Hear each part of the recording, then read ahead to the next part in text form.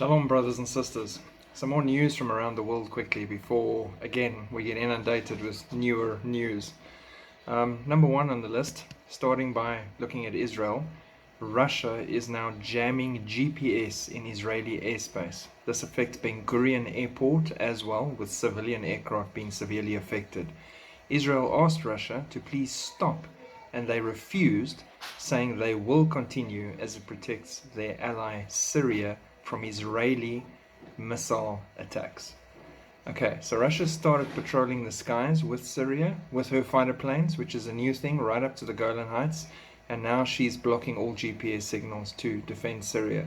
This is working towards that build-up where Russia and her allies are going to come against Israel, so keep watching this space. It's escalating quite fast. Then the Israeli Home Front Command will be conducting a red alert drill in Kiryat Bialik on Thursday, today, at 10:05, which is about in 40 minutes from now. And then again at 18:05 tonight. Residents must practice entering bomb shelters during drills simulating rocket attacks. So again, they don't do these drills for nothing. They're obviously expecting something big in the coming weeks. Whoopi Goldberg has sparked outrage with her comments that the Holocaust was not about race. Has she picked up a history book? Has she actually read something? Does she realize that the master race, the Germans, the Aryans, that it was all about race and the Jews were right on the bottom of the racial pile that should be eradicated? There's a very good reason why there's an outrage to this comment. But it shows you the prevailing anti-Semitism that's creeping into the world everywhere, and that they can just be said, no, it's not about race, it's just normal, it's nothing funny, they aren't special. Watch this space. This is biblical, and this is prophesied that the world will keep turning and hating Israel and casting them aside. This is just one more thing, and it's wrong. Read your history books. Notorious Russian mercenaries, the Wagner Group, were pulled out of Africa and are readying for Ukraine.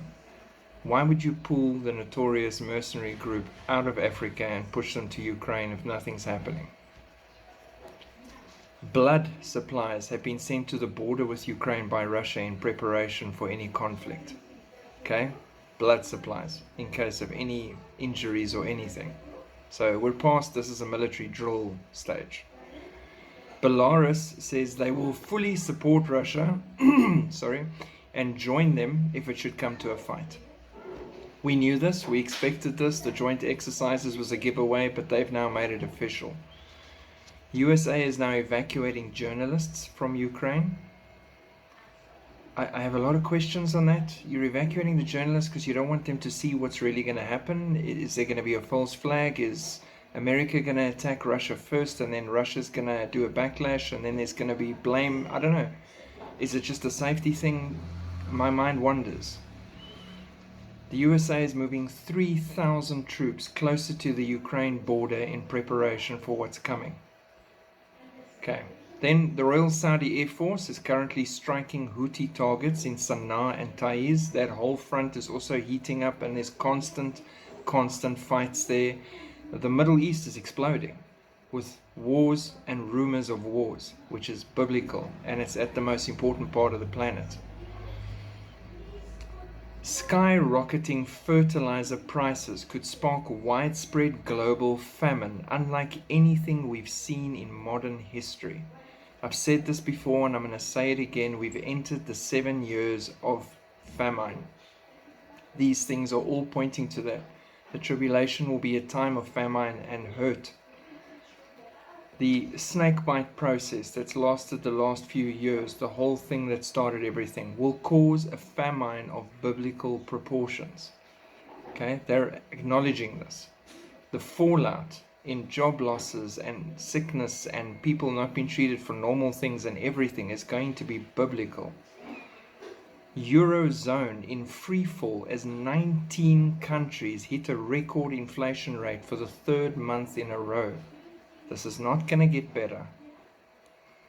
Economists are sounding the alarm as national debt in the US reaches $30 trillion. Impact on Americans will be long term. Then a 477-mile-long lightning mega flash just set a world record over the USA. The flash struck across 48 states.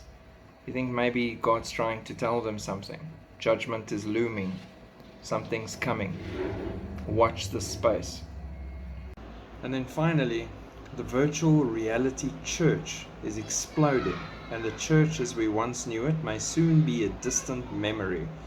Baptisms are being done virtually now.